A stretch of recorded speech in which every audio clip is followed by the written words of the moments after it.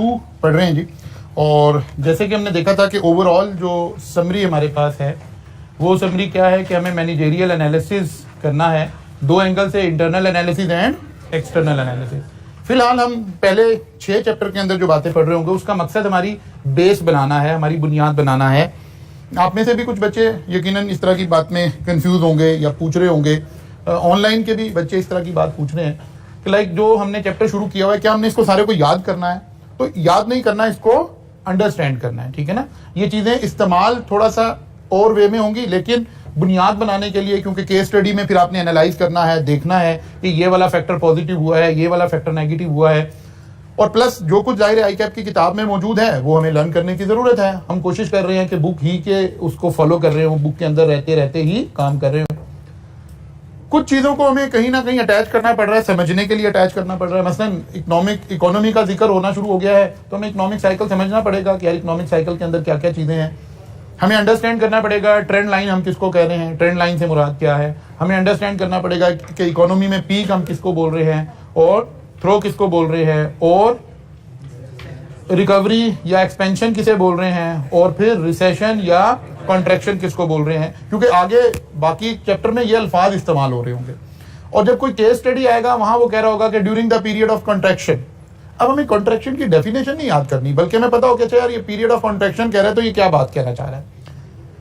फिर हमने कहा जी इकोनॉमिक एनवायरनमेंट किसको कहते हैं, यहां हमने माइक्रो एंड मैक्रो के अंदर उसको कन्वर्ट किया। अब इन सारों को बिल्कुल ऐसे याद करने की हरगिज़ जरूरत नहीं है। हाँ, हमें ये जरूर पता लगे, इतनी बात जरूर हमें समझ आए कि जब हम इकोनॉमिक एनवायरनमेंट की बात कर रहे हैं तो 2 तरह की इकोनॉमिक एनवायरनमेंट की बात होगी। There are some effect which are micro in nature. Micro in nature means जो हमारी फर्म को बराह रास्त अफेक्ट कर रहे हैं, and there are some factor जो ओवरऑल इकोनॉमी को अफेक्ट कर रहे हैं। जब हम ओवरऑल की बात कर रहे हैं तो ऑब्वियसली हमारी फर्म भी बीच में शामिल है, ठीक है ना। ओवरऑल इफेक्ट हो रहा है, हमारी फर्म पर भी उसका इफेक्ट हो रहा है। फिर हम आगे चले तो हमने इकोनॉमिक इंडिकेटर की बात शुरू की। अब हमें इन 3 की डेफिनेशंस नहीं रिक्वायर्ड है। हाँ, हमें ये जरूर रिक्वायर्ड है कि हमें पता चले कि इकोनॉमिक इंडिकेटर कौन कौन सी टाइप के होते हैं। नंबर 1 लीडिंग, लैगिंग और कोइंसिडेंट। फिर हमें थोड़ा सा पता हो कि कौन से इंडिकेटर पहले चेंज होना शुरू होते हैं। जब इकोनॉमी कोई स्विंग ले रही हो, हालात कोई स्विंग ले रहे हो, जैसे आजकल हमारे पाकिस्तान के सर्कमस्टांसेस चल रहे हैं, तो कुछ स्विंग होने की बात हो रही है, ठीक है ना। नेशनली भी बात हो रही है, इंटरनेशनली भी बात हो रही है। अगर हम उस मौकफ को ठीक मान लें जो गवर्नमेंट इस वक्त हमारे सामने रख रही है कि एक इंटरनेशनल साजिश है, एक इंटरनेशनल एजेंडा है, तो तब भी हमें बहुत अलर्ट होने की जरूरत है। तब भी कुछ इंडिकेटर होंगे जो लीडिंग इंडिकेटर के तौर पर हमें इकोनॉमी के ऊपर बता रहे होंगे कि अब इकोनॉमी हमारी किस तरफ जा सकती है, और कुछ इंडिकेटर होंगे जो बाद में जाकर चेंज होंगे। श्रीलंका की एग्जांपल आपके सामने है। पिछले 2-2.5 महीने में डॉलर का रेट कहां से कहां चला गया। जिम्बाब्वे की मिसाल हमारे सामने है, ठीक है ना। तो ये सब इसी तरह के एनवायरनमेंट से गुजर रहे थे। जब आप इस तरह के सर्कमस्टांसेस से गुजर रहे होते हैं तो उनमें से 2 में से कोई एक काम हो सकता है। ये भी हो सकता है कि हम सीधे रास्ते पे आ जाए, यानी हम जीत जाएं ये जान, और ये भी हो सकता है कि अगर सारी इंटरनेशनल लॉबी एक तरफ है, सारे लोग एक तरफ हैं, तो हमारे लिए रास्ता तंग हो जाए। हम ये सब्जेक्ट असल में यही पढ़ रहे हैं। इस पूरे सब्जेक्ट का मतलब ही यही है कि बिजनेसमैन की किसी से एफिलिएशन नहीं है। बिजनेसमैन ऐसे थोड़े है कि वो मरने मारने पे उतर आएगा। बिजनेसमैन तो इस वक्त अपने बिजनेस पर इंपैक्ट देख रहा है, उसे इससे कुछ नहीं लगता। वो कोई भी गवर्नमेंट आएगी उसके साथ उसके ताल्लुकात ठीक हो जाएंगे, बिकॉज एज अ बिजनेसमैन उसने हर गवर्नमेंट के साथ अपने ताल्लुकात ठीक रखने हैं। मलक रियाज को पीपल पार्टी से भी ताल्लुकात ठीक रखने हैं, नून लीग से भी ठीक रखने हैं, पीटीआई से भी ठीक रखने हैं, बिकॉज उसने बिजनेस करना है। हम पढ़ ही यही टॉपिक रहे हैं कि बिजनेस के ऊपर हमने अपने इंपैक्ट्स को देखना है और अपने फायदे की बात उसमें से देखनी है। फिर हमने इस सारे को थोड़ा सा, क्यों जितना कुछ किताब में था उस एंगल से थोड़ा सा इसको हमने डिटेल में, जितनी रिक्वायरमेंट थी उसको हमने अंडरस्टैंड कर लिया। फिर हमने इकोनॉमिक साइकिल के ऊपर कुछ बातें की, और कल हम पहुंच गए थे स्टॉक मार्केट के इंडेक्स के ऊपर। जी,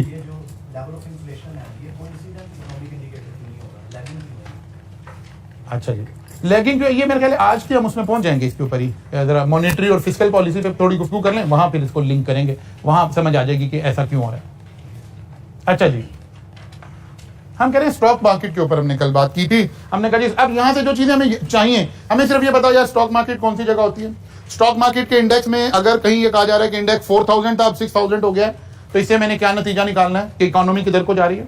या अगर 40,000 था अब 38,000 रह गया है, तो मुझे पता चला कि इसका क्या मतलब है। या वो कह रहे हैं जी कोई एक मूव आई है, कोई एक लोकल या इंटरनेशनल मूव आई है, तो कंटिन्यूसली स्टॉक एक्सचेंज पिछले 8 दिन से गिर रही है, तो मैंने स्टॉक एक्सचेंज को इस वक्त क्या लेना है, लीडिंग इंडिकेटर के तौर पर लेना है कि इसका मतलब है कहीं कोई चेंज आने जा रही है।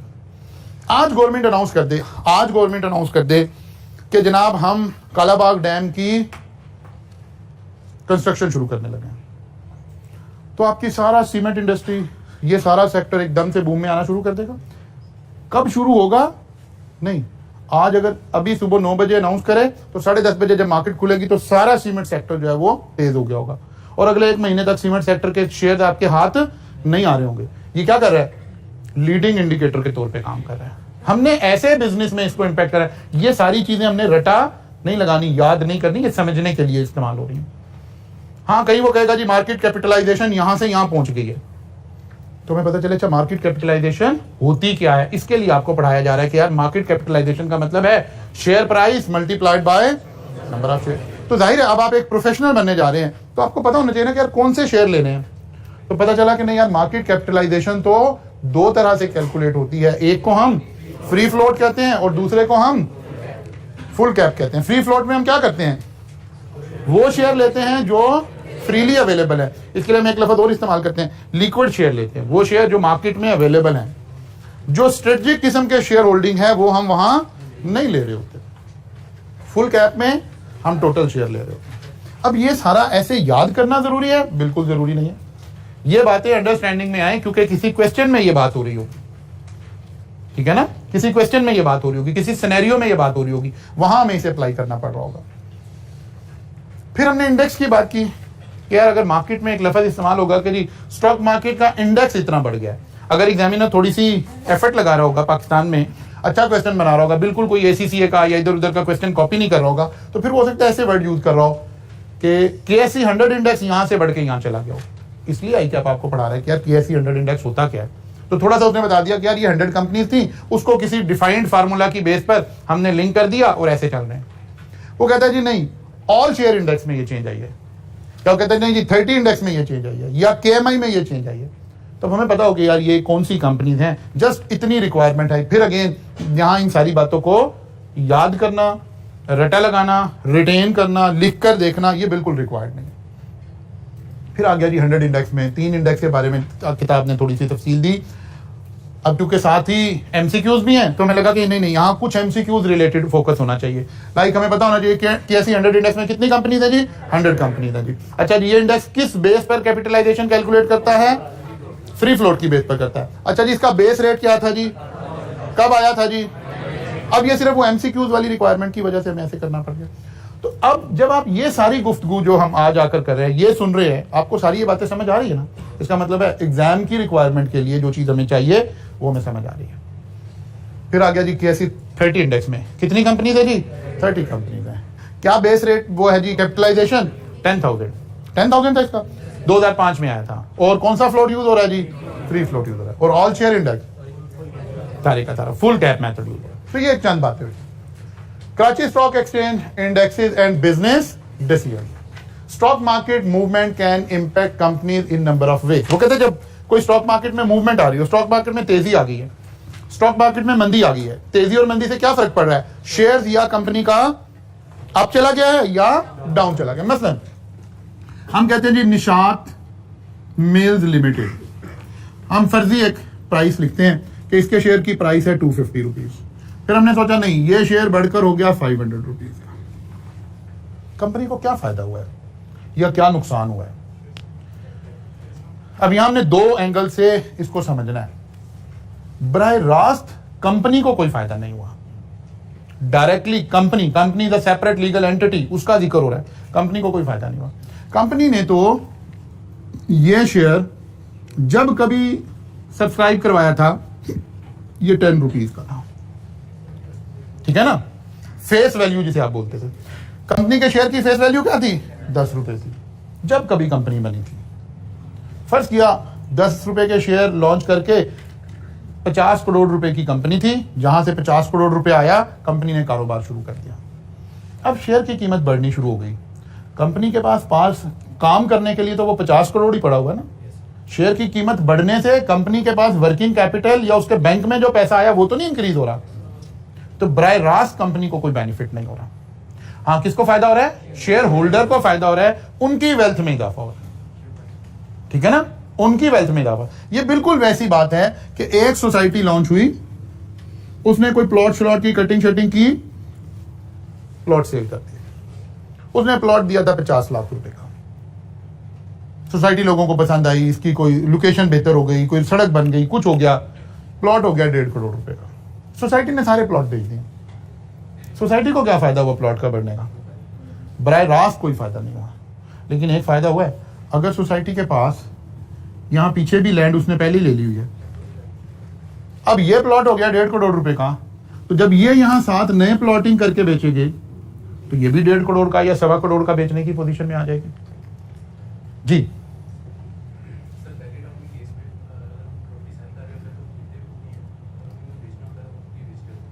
तुम प्रैक्टिकल लाइफ में आने से बात नहीं आ सकते।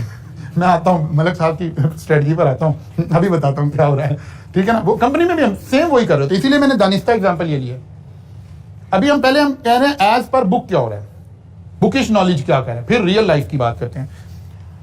वो कहते हैं कि बज़ाहिर कोई फायदा नहीं हुआ, इन 100 प्लॉट्स का हमें कोई फायदा नहीं हुआ। हाँ, एक इनडायरेक्ट बेनिफिट हुआ है, जो नए प्लॉट हैं वो हम भी महंगे बेच देंगे। ऐसे ही कंपनी को शेयर प्राइस यहां से बढ़कर यहां गई, डायरेक्ट कोई फायदा नहीं हुआ। एक फायदा हुआ है, अगर कंपनी ने फर्दर कैपिटल रेज करना हो तो वो भी प्रीमियम चार्ज कर सकती है, ठीक है। दूसरा फायदा क्या हुआ सोसाइटी वाले को, कि अगर वो आज मार्केट में प्लॉट देना तो जैसे बैरिया टाउन के ऊपर रश डाल जाता है, उन्हें एंटरटेन करना मुश्किल हो जाता है, सिक्योरिटी कॉल करनी पड़ जाती है, लोग भाग रहे हैं कि यार हमें शेयर मिल जाए प्लॉट में। ऐसे ही अगर आपकी कंपनी की प्राइस ऊपर जा रही होगी तो आप शेयर लाएंगे तो मार्केट में फौरन बिक जाएंगे, ये हमें बेनिफिट हो रहा होगा। इसका मतलब है स्टॉक मार्केट के इंडेक्स का ऊपर जाने का हमें कुछ बेनिफिट तो है कंपनी को भी। एक हमारी कंपनी की कीमत बढ़ रही है, यानी अगर हम कंपनी की, जिसे मार्केट कैपिटलाइजेशन कह रहे हैं, अगर हम आज अपनी कंपनी बेचना चाहें तो कैसे, क्या कीमत लगेगी? शेयर प्राइस मल्टीप्लाइड बाय, अगरचे इतने की कंपनी मिलेगी नहीं। ये आप उधर अदनान साहब वाले पोर्शन में इसको सीखेंगे कि यार नहीं ये एक लफ्ज वहां इस्तेमाल करेंगे। ये जो अभी शेयर मिल रहा है ना, आप अभी स्टॉक मार्केट ओपन हुई, 250 रुपए का निशात मिल का शेयर मिल रहा है, ये शेयर भी कोई और शेयर है, इसको हम कहते हैं नॉन कंट्रोलिंग शेयर है। ये वो शेयर है, आप शेयर खरीदे आराम से बैठे रहें, या मार्केट ऊपर चली जाएगी या नीचे आ जाएगी। अगर आप चाहते हो ना कि मैं डायरेक्टर बनना चाहता हूं, कोई एक बंदा मुझे इतने शेयर सेल कर दे कि मैं भी एक डायरेक्टर ऑफ द कंपनी हूं, तो वो शायद आपको 1250 का भी एक शेयर नहीं मिलेगा। स्ट्रेटेजिक शेयर्स, ये बात समझ आई है? ये वो शेयर हैं जो नॉन कंट्रोलिंग शेयर हैं। ये वो शेयर बिक रहे हैं जो आप खरीद लेंगे, आप कंपनी जाएंगे, दरवाजा नहीं खुलेगा आपके लिए कि कहीं जनाब मैं मालिक आ गया हूं, तो जनाब खोलो दरवाजा, कहेंगे आप कौन है भाई। हाँ, साल में एक दफा एजीएम में जा सकते हैं, ये वो वाले शेयर हैं। लेकिन if you want to become director और कंट्रोलिंग शेयर, तो अगर ये 250 का है तो ये 1250 का भी नहीं मिल रहा होगा। लेकिन वक्ती हमें फायदा नजर आएगा कि हमारे शेयर ज्यादा हो जाएंगे, मार्केट की कीमत ज्यादा हो जाएगी। कोई दो कंपनी आपस में मर्ज करने लगी हैं, मर्जर होने लगा है, उस वक्त भी डिसाइड करेंगे ना कि यार मेरी कंपनी का शेयर इतने का है, आपका इतने का है, तो इतने शेयर हमें फिर सोचना पड़ेगा। ये कभी सीए फाइनल में जाके एक्विजिशन एंड मर्जर्स टाइप की चीजें पड़ेगा। इसका मतलब है हमें कुछ बेनिफिट हो रहा है। अब मैं आपकी उस बात की तरफ आता हूं जो आप कह रहे हैं कि वाई, यहां भी हम यही कर रहे होते हैं। मसलन जहांगीर तरीन साहब ने क्या किया, सारी जिंदगी अपनी कंपनी के शेयर को मैनिपुलेट करवाया, खुद ही खरीद कर दूसरे नामों से। इन्हें 2-3 दफा एससीसीपी से सजा भी हुई इस बात पर, अपने ड्राइवर के नाम से, फलां के नाम से, फलां के नाम से इन्होंने अपनी कंपनी के शेयर को बढ़ाना शुरू कर दिया। ये इसी तरफ आप इशारा कर रहे हैं कि बैरिया टाउन क्या करता है, अगर उसे यहाँ नया सेक्टर लॉन्च करना है तो इस सेक्टर के लॉन्च करने के जो लीडिंग इंडिकेटर होंगे ना, वो पता क्या होंगे? पहले बैरिया टाउन ने अपने कोई 50 डीलर अपने साथ मिलाए हुए होंगे, उन्हें कहेंगे यार जो भी प्लॉट आए ना आप खरीदते जाओ। कौन खरीदार है? बैरिया टाउन खुद ही। जो प्लॉट आ रहा है बिक रहा है। आपने 50 लाख का बेचा, साथ वाले ने सोचा 50 का बिक गया, मैं तो 55 का बेचूंगा। इसका 55 का भी बिक गया, इसने कहा नहीं मैं तो 70 का, इसका 70 का भी। 15 दिन में ही करोड़ का हो गया प्लॉट। जो जब हम प्रॉपर्टी के मार्केट को देख रहे होते हैं तो हमें पता लग रहा होता है ये लीडिंग इंडिकेटर है कि इस वक्त मलक साहब खुद बाइंग कर रहे हैं। क्यों कर रहे हैं? वो प्लॉट की कीमत ऊपर ले जाके सेक्टर लॉन्च करेंगे ताकि उनके प्लॉट भी महंगे बिक जाए। यही काम हम मार्केट में भी कर रहे होंगे, लेकिन ये रियल लाइफ की जरा बात हो रही है, इसलिए खरीद रहे होते हैं, फिर बाद में ऊपर ले जाकर बेच देंगे और वैसे भी आ जाएगा। एक और सेइंग मैं आपको सुनाता हूं, चले मार्केट, क्योंकि अब जाहिर आप बिल्कुल अभी छोटे पेपर पढ़ते पढ़ते एकदम एमएफए आ गया। तो सबसे पहले तो ना स्टॉक एक्सचेंज को समझते हैं। स्टॉक एक्सचेंज के बारे में एक कहावत मशहूर है, पहले उसको समझते हैं, वहां से आपको ये जो साइकिल था, बिजनेस साइकिल, ये भी थोड़ी सी बात समझ आएगी। एक कहावत ऐसे बनाई हुई है, सेइंग एक बनाई हुई है स्टॉक मार्केट के लिए, कि एक बादशाह एक जंगल में चला जाता है जहां पर बहुत ज्यादा मंकीज मौजूद हैं। वो जाकर क्या करता है, वहां अनाउंस कर देता है कि कोई भी जो लोकल्स वहां पर मौजूद थे, वहां कहता है जी जो एक मंकी पकड़ के लाएगा उसे 10 रुपए मिलेंगे। तो यार क्या बात है, मंकीज तो ये फिर रहे हैं जनाब से। वो बेचारे वहां के लोग पकड़ पकड़ के मंकीज लाते हैं, वो बादशाह सलामत का जो बंदा बैठा होता है 10-10 रुपए देता जाता है और उन मंकीज को एक पिंजरे में बंद करता जाता है। कुछ अर्सा गुजरता है, जाहिर है मंकीज की तादाद थोड़ी सी कम हो जाती है। तो बादशाह सलामत अनाउंस करते हैं, नहीं यार अब क्योंकि तुम्हें ज्यादा मेहनत से पकड़ना पड़ रहा है, अब 50 रुपए का हो गया मंकी। लोग कहते हैं भाई यार बड़ी बात है, जबरदस्त, हमारी मौज लग। वो फिर सारा दिन यही काम करते रहते हैं, फिर वो 100 रुपए का हो जाता है, फिर वो 500 रुपए का हो जाता है, फिर वो 1000 रुपए का हो जाता है। अब मंकीज है ही नहीं, बहुत रेयर कहीं कहीं है। तो पता चलता है कि बादशाह सलामत कहीं आगे पीछे हुए हैं, उनका एक बंदा बैठा हुआ है। वो कहता है यार बादशाह तो गया 4-5-10 दिन के लिए, वापिस आएगा तो मुझे लग रहा है इसने 1500 का मंकी कर देना। अच्छा यार अब तो मंकी है ही नहीं। कहता है ऐसा करो 800 रुपए का मेरे से ले लो, जब बादशाह आएगा तो तुम बेच देना। हाँ यार बात तो बड़ी ठीक है। अब लोगों ने बेचारों ने वो 800 रुपए के मंकी खरीदने शुरू किए। जब वो बहुत सारे बिक गए तो पता चला वो बादशाह का वजीर भी गायब हो गया। ये जो जगह थी, इस जगह का नाम मॉडर्न दुनिया में स्टॉक एक्सचेंज कहते हैं, जहां हम खुद ही चीजें खरीद कर पहले ऊपर ले जाते हैं। फिर जब एक हवा बनती है ना, जब पता लग रहा होता है इंसानी बिहेवियर ऐसे, आपको कोई कह रहा है यार प्लॉट खरीद लो, और कहता है यार नहीं इसमें नहीं बढ़ना, पहले ही बहुत बड़ा हुआ है। फिर आप सुनते हैं 50 वाला 55 का हो गया, कहते हैं हाँ यार लेकिन जितना बढ़ना था ना बढ़ गया, अभी भी नहीं खरीदता इंसान। फिर वो 60 का होता है, फिर 65 का होता है, फिर 80 का होता है, फिर कहता है यार मुझे भी कोई एक ले दो। यानी जैसे जैसे वो जो हम डिमांड एंड सप्लाई इकोनॉमिक्स में पढ़ते हैं, इंसानी बिहेवियर समटाइम उससे बिल्कुल रिवर्स चल रहा होता है। और ये सब बड़े लोग जो साइक्लिक बिजनेस का कारोबार करते हैं वो यही करते हैं, एक हवा भरते हैं। हम मार्केट को, उसको पॉजिटिव बात करें तो मार्केट में बूम क्रिएट करते हैं बड़े लोग मिलकर, और जब उसमें जनरल पब्लिक आती है तो फिर बादशाह का वजीर उनको सेल कर रहा होता है, और फिर वो बेचारे फिर साइकिल नीचे आ जाता है, फिर दोबारा इसी तरह से ये काम चलता रहता है। तो ये वाले बेनिफिट्स हमारी सारी कंपनीज को हो रहे होंगे। यहां भी कुछ इसी किस्म की बातें लिखी हुई। The rise and fall of share price value affect a company's market capitalization and therefore its market value. Definitely.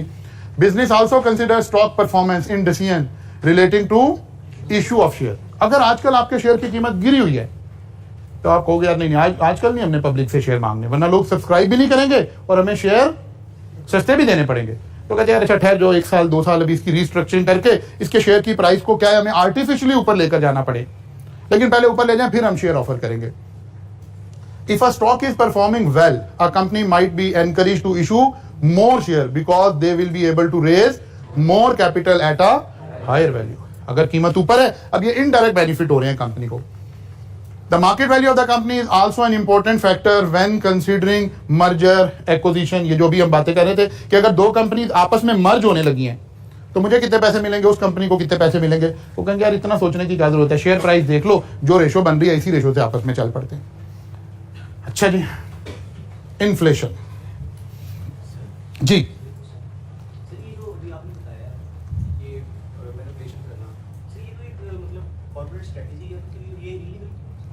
Illegal ये है ना कि कॉर्पोरेट स्ट्रेटजी आप मार्केट को बाइस्ट करके नहीं बना सकते, आप कंसिस्टेंटली परफॉर्म करके कॉर्पोरेट स्ट्रेटजी बनाएं।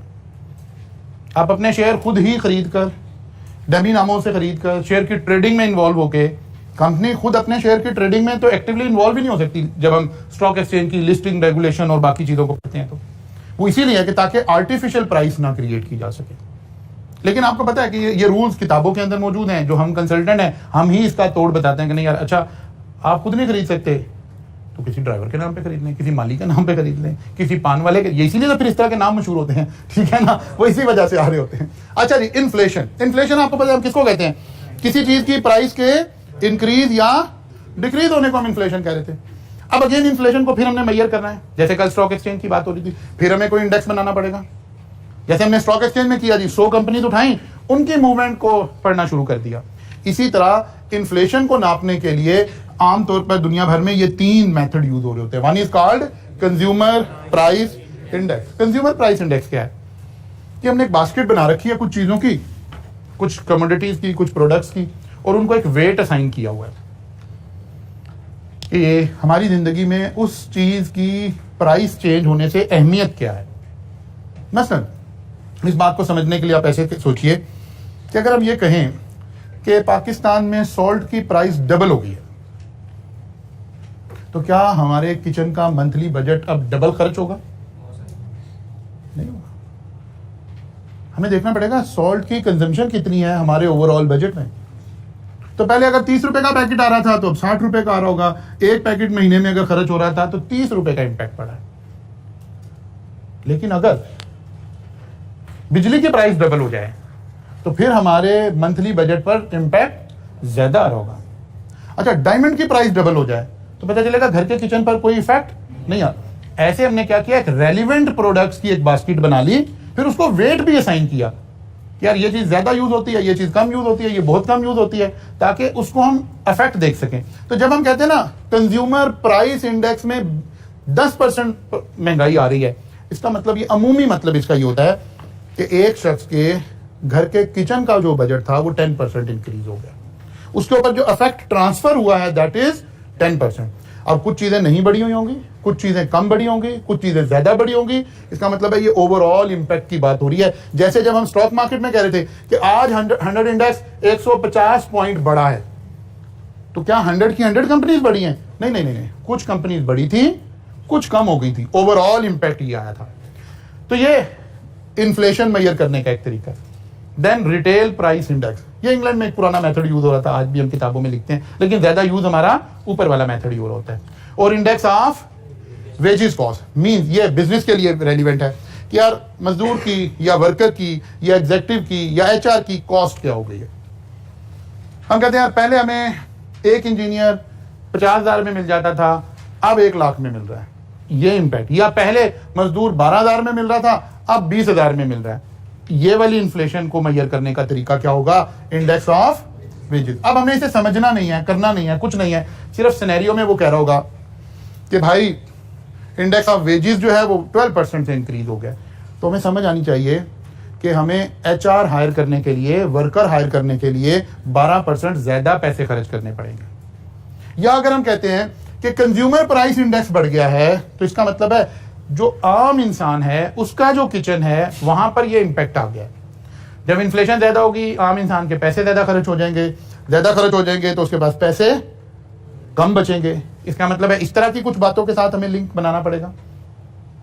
Businesses are affected by inflation because inflation means that they have to pay more for resources such as material. अब वो चीजें, वो मटेरियल जो हम कंज्यूम कर रहे हैं, बिजनेस कंज्यूम कर रहा है, वो महंगा हो गया तो ये यहां भी, और अगर ये वाला इंडेक्स भी बढ़ रहा है तो फिर यहां भी लेबर भी। नॉर्मली तीनों चारों इंडेक्स साइमल्टेनियसली चल रहे होते हैं, सब में ही प्राइस बढ़ रही होती है, तो सारी चीजों की बढ़ रही होती है। They will try to pass on their extra cost to their customer. Second impact, जब चीजें हमें महंगी आई तो हमने अपने कस्टमर को पास ऑन करने के लिए अपनी प्रोडक्ट्स की प्राइस बढ़ानी शुरू की। ऑब्वियसली प्राइस बढ़ेगी तो डिमांड कम होना शुरू हो जाएगी, तो ये इंपैक्ट भी हमें आ रहा होगा। Individual have to pay higher price for goods and services, so they need more money to pay for them. If they are employed, they might demand higher wages and salary. लोग आप देखते हैं जब inflation ज्यादा होती है तो आपके वर्कर, आपके एम्प्लॉयज कह रहे होते हैं कि सर इतनी महंगाई है, हम कैसे सर्वाइव करें, हमें सैलरीज आप हमारी इतनी नहीं इतनी बढ़ाएं। तो ये इंपैक्ट आ रहे होंगे इन्फ्लेशन के हमारे बिजनेसेस के ऊपर। अच्छा, ये हेडिंग यहाँ ऐसे लगी, इसको काट दीजिए ऊपर, ये वो पिछले वाली बात ही कंटिन्यूड हो रही है। कंज्यूमर प्राइस इंडेक्स को हम सेपरेट पढ़ नहीं रहे हैं, इसको काट दीजिए हेडिंग को यहाँ से। हाँ, ये हेडिंग नहीं है। इसके बाद वो कह रहा है कि जो इन्फ्लेशनरी स्पाइरल है, यानी जो इन्फ्लेशन बढ़ रही है, अगर गवर्नमेंट इंटरवीन नहीं करेगी तो चीजें तो बढ़ती जाएगी, बढ़ती जाएंगी, बढ़ती जाएगी, बढ़ती जाएगी, फिर एक ऐसी स्टेज पर चली जाएंगी जहां लोगों के लिए अफोर्ड करना मुश्किल हो जाएगा। इसका मतलब है कहीं गवर्नमेंट को अपनी पॉलिसीज के थ्रू इंटरवीन करना पड़ेगा ताकि इन्फ्लेशन को कभी हम बढ़ा रहे हो अपनी पॉलिसीज की मदद से और कभी कम कर रहे हो, यानी डिफ्लेशन लेकर आ रहे हो इन्फ्लेशन की बजाय इकोनॉमी में। Implication of high inflation and inflationary expectation for the national economy, increase in national income and result of two factor। वो कहता है अगर इन्फ्लेशन बढ़ रही है या एक्सपेक्टेशन ऑफ इन्फ्लेशन ज्यादा है, एक है इन्फ्लेशन का होना और एक है एक्सपेक्टेशन होना, और महंगी हो जाएगी। वो कहते हैं इसके इंपैक्ट क्या आ रहे होंगे, an increase in the real quantity of goods and services produce and real spending on goods and services, एक इंपैक्ट ये आएगा। Increase due to higher price and cost, it is possible to measure national income to increase. अच्छा, यहां हम ये बात कहना चाह रहे हैं कि एक है प्राइस की वजह से चीजें बढ़ जाना, जैसे अगर इंटरनेशनली चीजों की प्राइस बढ़ गई और सारी दुनिया में चीजें महंगी हो गई, तो जो हम चीजें एक्सपोर्ट कर रहे हैं, हमारी जो शर्ट हम पहले पाकिस्तान से $3 की एक्सपोर्ट कर रहे थे, इन्फ्लेशन की वजह से वही शर्ट हम $4 की एक्सपोर्ट कर रहे हैं। तो क्या अब डॉलर टर्म में जब हमारी एक्सपोर्ट बढ़ी, क्या ये रियल टर्म में बढ़ी है? ये तो इन्फ्लेशन की वजह से बढ़ी है। इसका मतलब है नहीं, हमें दूसरे तरीके से देखने, रियल का मतलब हुआ हम ऐसे कहें पिछले साल पाकिस्तान से 4 लाख शर्ट एक्सपोर्ट हुई थी, इस साल 6 लाख शर्ट एक्सपोर्ट हुई है, रियल ग्रोथ, ठीक है ना। या हम ऐसे कह रहे हो हमारे मुल्क में इन्फ्लेशन 15% है और हम कहें हमारी एक्सपोर्ट 10% बढ़ी है, तो एक्चुअली तो एक्सपोर्ट 5% से कम हुई है, बाकी तो इन्फ्लेशन का इंपैक्ट था। या हम रेमिटेंसीज की बात करते हैं पाकिस्तान में कि जी जो हमारे ओवरसीज लोग हैं उन्होंने कितना पैसा पाकिस्तान में भेजा, तो हम कहते हैं जी बहुत ज्यादा पैसा है जी, पहले की निस्बत इतनी रेमिटेंसीज बढ़ गई हैं। देखना पड़ेगा आप किस टर्म में बात कर रहे हो। अगर आप रुपी टर्म में बात कर रहे हो तो पहले तो $1 आता था तो हम 101 रुपया दे रहे थे, आज हम 185 रुपए दे रहे हैं। इसका मतलब है रुपी टर्म में अगर बढ़ गई है तो कोई कमाल नहीं हुआ, ये तो इन्फ्लेशन की वजह से, डॉलर के पैरिटी की वजह से ये चीज आ रही है। हाँ, ये बताना चाहिए पहले इतने अरब के फॉरेन आ रहे थे और अब इतने अरब आ रहे हैं, डॉलर में बात करें फिर पता चलेगा कि रियल चेंज आई है कि नहीं आई। किसी भी चीज में जब हमने रियल इफेक्ट देखना है तो इन्फ्लेशन को साइड पे करना पड़ेगा, फिर पता चलेगा कि रियल इंपैक्ट क्या है। ये बात हो रही है। अच्छा, अब हमें इसी तरह की बातें बस इसमें से चाहिए, इसी तरह का रिलेशन चाहिए। यहां यही एग्जांपल चल रही है कि जनाब इंक्रीज हुआ 5%, इन्फ्लेशन थी 3%, तो इसका मतलब है 2% तो क्या हो गया, रिसेशन आ गया, हम तो डाउन में चले गए 2% की वजह से। अब फिर वही बात है, क्या ये सारी स्लाइड रटा लगानी है? नहीं, हमने समझना है इन्फ्लेशन क्या है, बिजनेस पर इसका इंपैक्ट क्या आ रहा है। अगर हम कोई चीज मेजर कर रहे हैं, कोई एक्सपोर्ट मेजर कर रहे हैं, कोई इंपोर्ट मेजर कर रहे हैं, कोई हम रेमिटेंसीज मेजर कर रहे हैं, तो हमें देखना पड़ेगा रेलिवेंट चीजों को सारों को लिंक में लाकर फिर पता चलेगा कि यार ये पॉजिटिव हुआ है, रियल हुआ है या इन्फ्लेशनरी इंपैक्ट है। ठीक है ना, रियल इंपैक्ट है या इन्फ्लेशनरी इंपैक्ट है। मतलब कुछ चीजों की प्राइसेस बढ़ गई आपके मुल्क में, मेडिसिन की प्राइसेस बेतहाशा बढ़ गई, कोई अराउंड 500% इंक्रीज हुई है पिछले 1-1.5 साल में। अब अगर एक कंपनी, मेडिसिन की कंपनी बैठी अपनी किसी मीटिंग में कह रही है कि यार हमने सेल 5 गुना बढ़ा दी है, ये तो सारा इन्फ्लेशन का इंपैक्ट है। नहीं, आप बताएं पहले मेडिसिन की क्वांटिटी कितनी सेल हो रही थी, अब कितनी सेल हो रही है?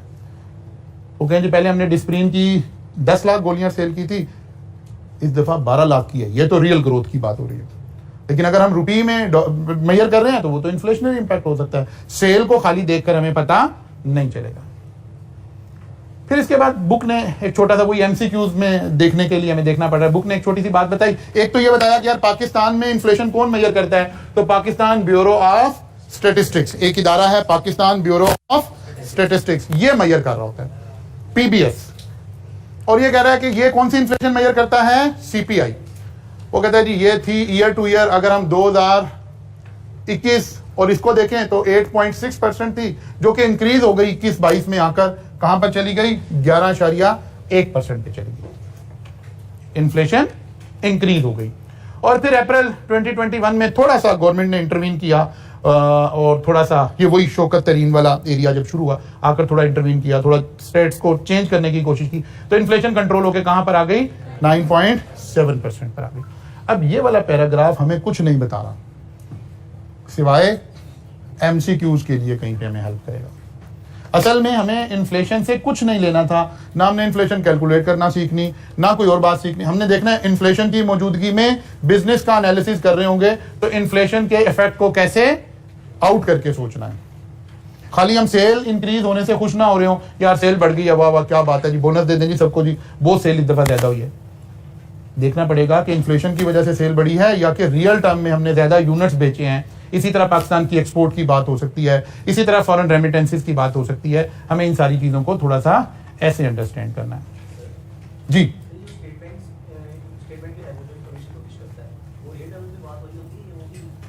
फिर आप वो रियल लाइफ पे भाग भाग के जाना चाह रहे हैं, ठीक है ना। एक्चुअली आप कैसे कहिए, मैं क्लास में क्या कहूँ, हम ऐसे कहें कि क्लास का वर्जन तो होगा कि नहीं नहीं ये बिल्कुल ठीक होती हैं, लेकिन ये ठीक नहीं होती हैं।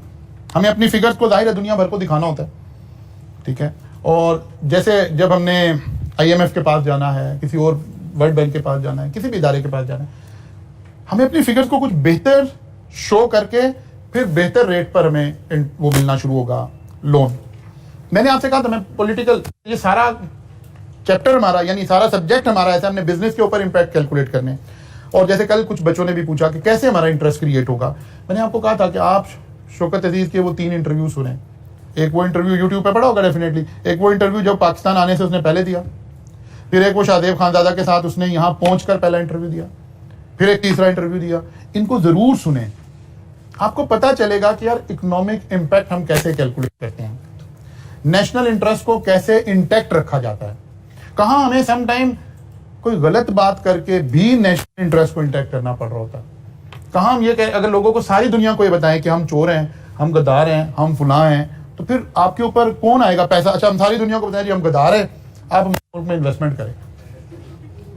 आप सारी दुनिया में जाके कह रहे हैं जी चोर हैं, सब चोर थे, सब चोर थे, बहुत करप्शन है, आइए हमारे मुल्क में पैसा लगाए, कौन लगाएगा। एग्जैक्टली यही बातें सिटिंग फाइनेंस मिनिस्टर उन इंटरव्यूज में बैठा कह रहा था कि यहां हमने गलत किया, इसके इंपैक्ट आए, इसकी वजह से हमें कॉस्ट हमारी ऊपर चली गई, जिसके इफेक्ट आ रहे हैं। उसने आते ही क्या किया, थोड़ी फिगर्स को चेंज करके सारा कुछ स्ट्रीमलाइन किया, चीज़ों को ठीक होना शुरू हो गई चीज़ें। एक्चुअली ऐसे ही करना पड़ रहा होता है। एक है ना किताबी बातें, जज्बाती बातें, वो कुछ और हैं। एक है कि रियल स्ट्रेटजी आपने बिजनेस में कैसे लगानी है, तो आपको नजर आएगी, इस दौर में नजर आएगी कैसे 4-5 साल हमें ये बताया जाता रहा कि पाकिस्तान का सबसे बड़ा इंटेलेक्चुअल जो है वो कौन है, असद, ठीक है ना, असद उमर है। यही लोगों का ख्याल था कि असद उमर आएगा तो बस जनाब ये तो लम्स का पड़ा हुआ है, IBA का पड़ा हुआ है, एंग्रो का चीफ था, फलां था, दिमाग था, इतने करोड़ इसकी सैलरी थी, ये था वो, ऐसे हम पोर्ट्रेट करते थे सारे। असद उमर तो 2 टके का आदमी ना साबित हो, जब वो फाइनेंस में बैठा, सारे का बेड़ा गर्क हो गया सारी चीजों का। फिर हमने चेंज किया, फिर वो ना ठीक हुआ, फिर हमने चोरों के दौर का एक वो निकाला बंदा, ये शौकत अजीज, इसने आके फिर चीजों को ठीक किया। दौर तो वही चल रहा है ना। तो हमें कहीं सीखना पड़ेगा कि नहीं जो पॉलिसीज बन रही हैं उसके ऊपर हमें इंपैक्ट कैसे लेके जाना है। तो उसमें सब कुछ ठीक नहीं हो रहा होता, सब कुछ सच पे बुनियाद नहीं होता, मैनिपुलेट करना पड़ रहा होता है फिगर्स को, कौमी इंटरेस्ट में भी मैनिपुलेट करना पड़ रहा होता है। अदरवाइज आपको वो रेट पे लोन मिलेगा कि आप उसको हाईएस्ट रेट पर लोन लेते रहे PTI के दौर में पहले 2-2.5 सालों में, बिकॉज आप सारी दुनिया को अभी आप पढ़ेंगे उधर नानसा वाले पोर्शन में, हाई रिस्क हाई रिवॉर्ड। आप लोगों को कह रहे हैं हम चोर हैं, हम डिफॉल्ट होने लगे हैं, फ्लॉ होने लगा है, दिमाग होने लगा है, फिर आप जब लोन मांगेंगे तो कहें यार तो बहुत हाई रिस्क एरिया, तो लोन तो आपको महंगा मिलेगा। इसकी बजाय आपको दूसरा करना पड़ेगा कि नहीं यार बड़ी ग्रोथ आ गई है, इकोनॉमी 5.5 पर एकदम नेगेटिव से 1.5 महीने के अंदर अंदर पॉजिटिव 5% पे चली गई। क्या ये रियल बात है? नहीं है रियल। लेकिन क्या इससे नुकसान हुआ? नहीं नुकसान नहीं हुआ, फायदा हुआ, कौम को इसका फायदा हुआ, मुल्क को इसका फायदा हुआ। असल में सारा टॉपिक ही यही है कि आपने इम्पैक्ट कैसे कैलकुलेट करना है।